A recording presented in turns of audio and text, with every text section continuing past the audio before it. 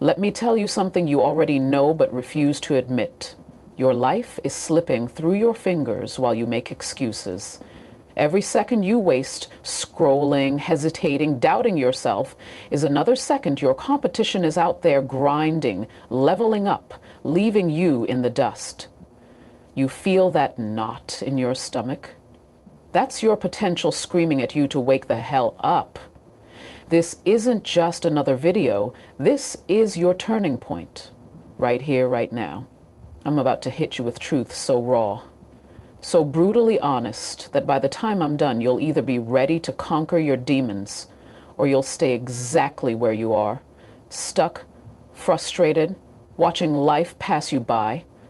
But if you've got even an ounce of fight left in you, if you're tired of being average, tired of settling, tired of wondering what if, then you don't just watch this video. You'll absorb it. You'll let it burn through every excuse, every fear, every lie you've ever told yourself. Because what's coming next isn't motivation. It's a reckoning. And if you're brave enough to face it, your life won't be the same. So lean in, listen close. This is where the weak click away and where the strong finally rise. Let's start with a fundamental truth, one that most men never grasp until it's too late. Neediness is repulsive. It's not just unattractive, it's psychologically corrosive, both for you and for the woman you're pursuing. And here's why. Human beings at their core are wired to respect strength, not desperation.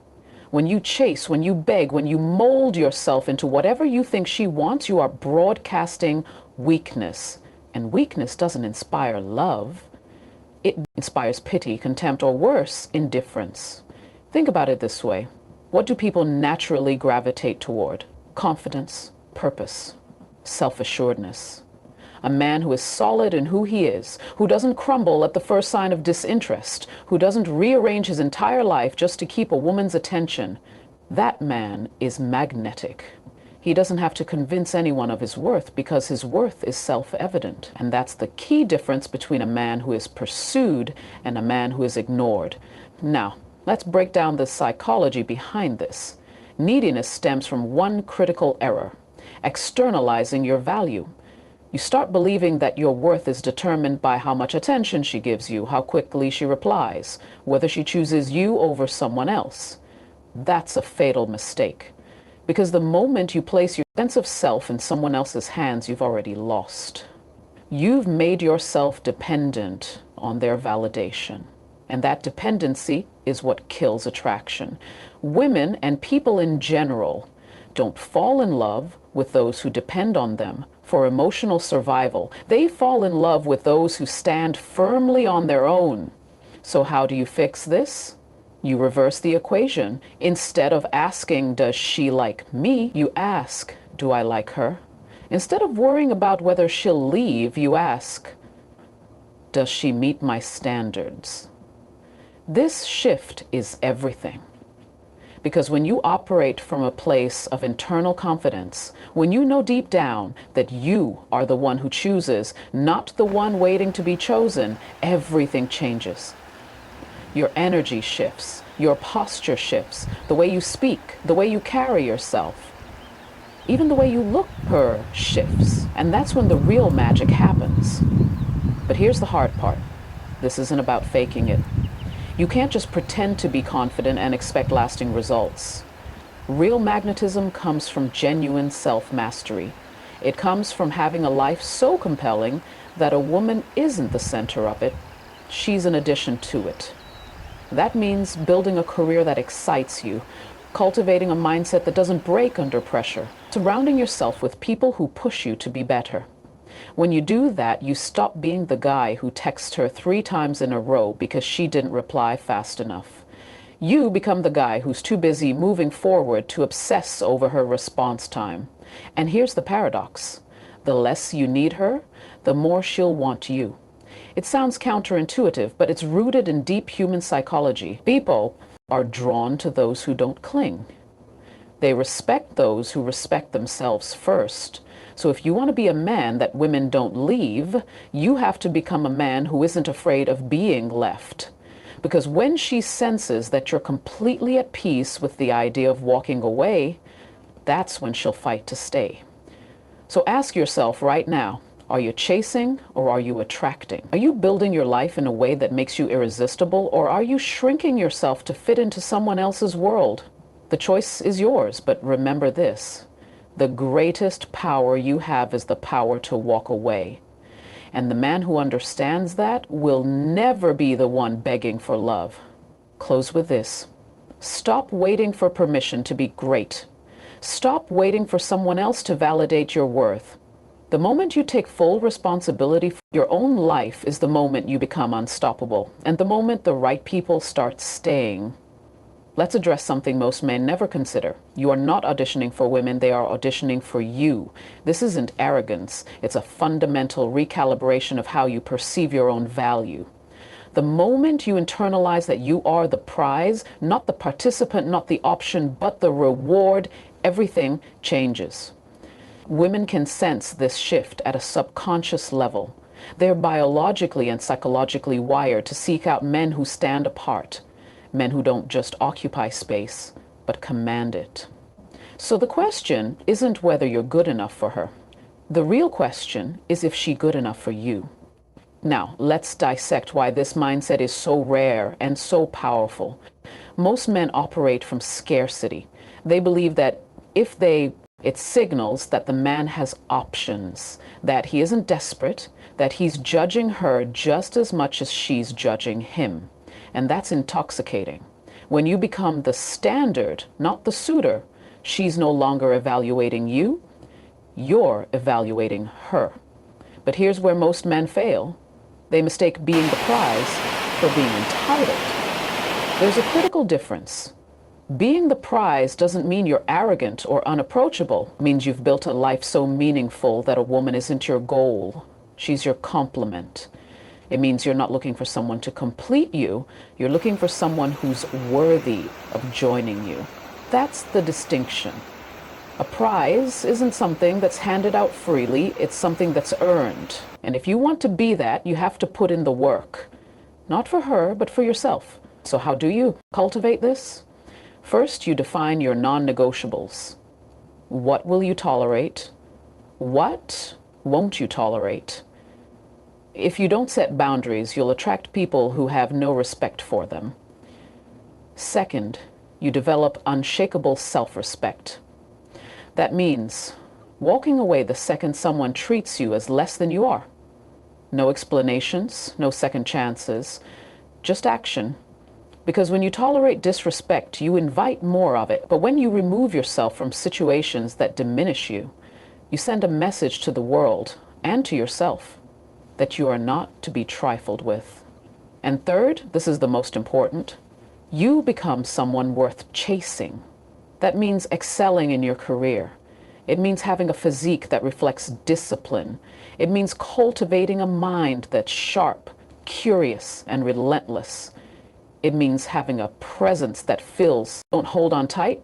If they don't compromise, if they don't sacrifice their own standards, the woman will leave. And guess what? She usually does. Because when you act like you're replaceable, you become replaceable. But when you carry yourself with the quiet certainty that losing you would be her loss, not yours, she starts to see you differently. Not as someone she can take for granted, but as someone she has to earn. Someone she has to respect. This isn't about playing games. It's about understanding human nature.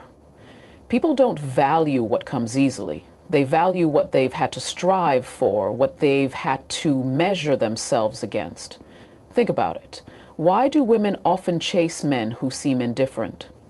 It's not because they enjoy the challenge, though that's part of it.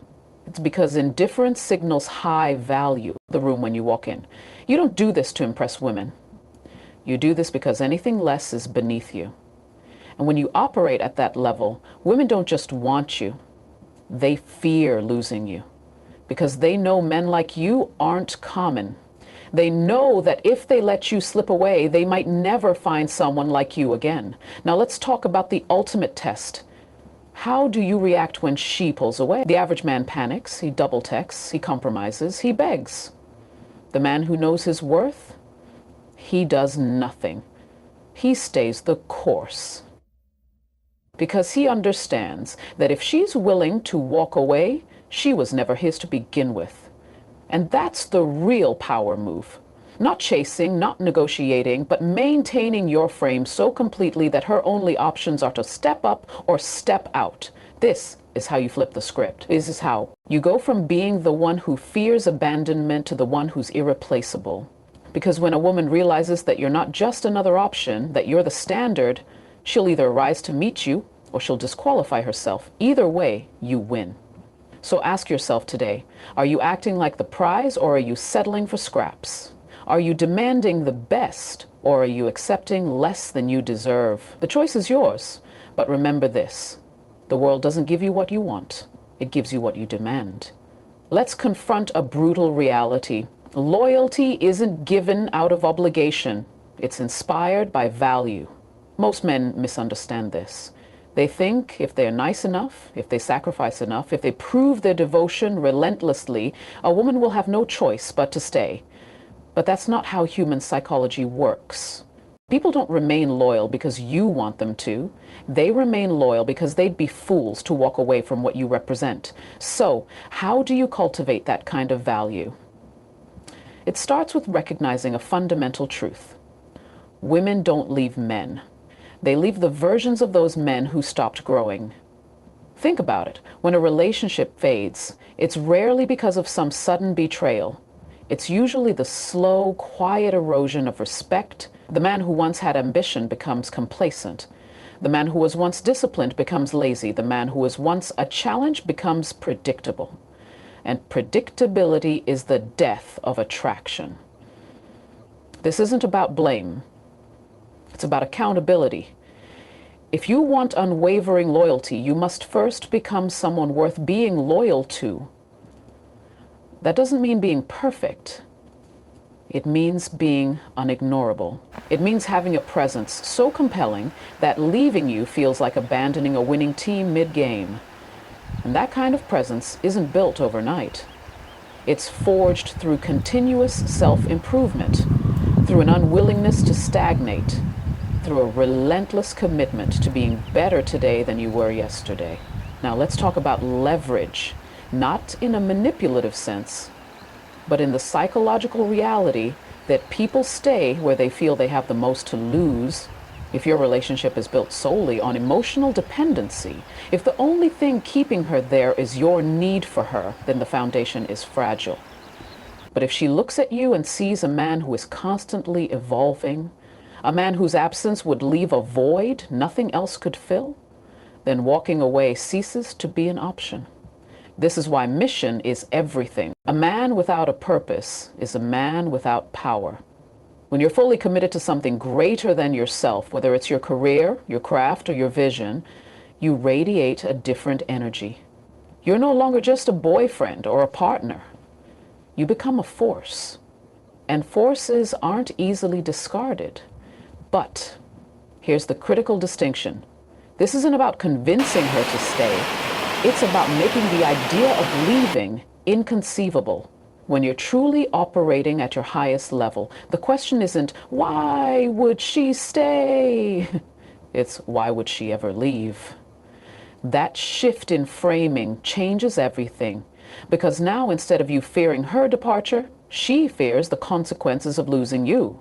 Not because you've threatened her, but because you've made yourself indispensable. So how do you put this into practice? First, you master the art of non-reactivity. When she tests you, and she will, when she withdraws to see if you'll chase, you don't flinch. You stay rooted in your purpose. You demonstrate through action that your world doesn't crumble based on her moods. That's how trust is built. Not through words, but through unwavering consistency. Second, you maintain an edge of mystery.